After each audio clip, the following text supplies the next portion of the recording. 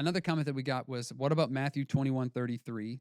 That is the parable of the tenants or the parable of the farmers, where it seems like Jesus is saying God's going to take away the kingdom from Israel and give it to the Gentiles.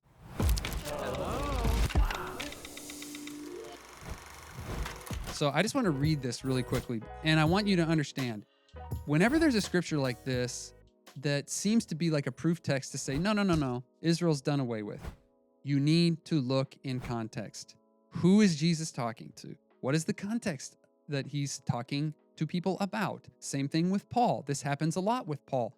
Well, Paul is a Christian now, and they make a case out of this in one chapter, but if you look back 2 chapters earlier, then there's a different set of scenarios here. So we need to understand in Matthew 21, it says right here, Jesus in Matthew 21:23, when Jesus returned to the temple and began teaching, the leading priests and elders came up to him and said, "By what authority are you doing all these things? Who gave you the right?"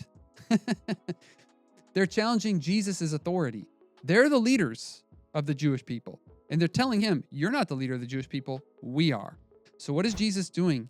He is confronting the fact that they have gotten this backwards. So when you get to Matthew 21:33, and it says this, now listen to another story. A certain landowner planted a vineyard, built a wall around it, dug a pit for pressing out the grape juice, and built a lookout tower.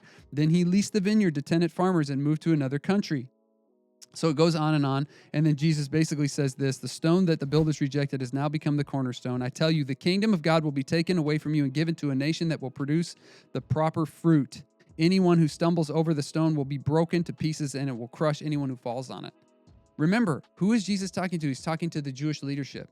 He's saying, look, guys, God gave you a mandate to lead the Jewish people. What are you supposed to be doing? You're supposed to be leading them into relationship with God. You have failed. You are doing this wrong. And I came to try to correct that because I am the leader and the shepherd of Israel.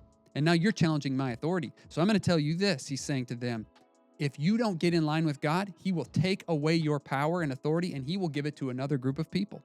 And he did do that. He gave the power and authority to the apostles, who were all Jewish. So this scripture actually got fulfilled. Jesus isn't talking about taking away the kingdom from Israel and giving it to the Gentiles.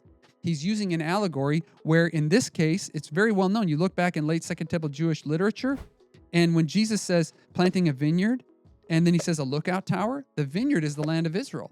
There's common writing about this, and the tower is the temple. So he's saying, you have authority over the temple and the land of Israel. God's going to take that away from you if you don't receive his authority and come in line with him, and he will give it away to another ethnos, or not ethnos, but another group of people who will steward it in a way that I am telling them to steward it, to lead people into relationship with God. That's what this is all about. So this is commonly misunderstood. There's a ton of scholarship out there on this. I'm not just making this up as I read this.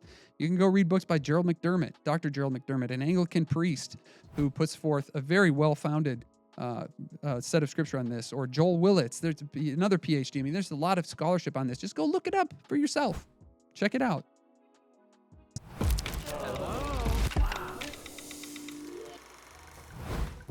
Hey, seriously, thank you for commenting on our videos. If you're somebody that's commented and you've been critical about what we're saying, literally, I hope you know we love you and we want to keep learning with you. Please, if you don't agree with what we're saying, put it in the comments. We just ask you to be kind and let's learn together. We're not saying we're right all the time. Look, seriously.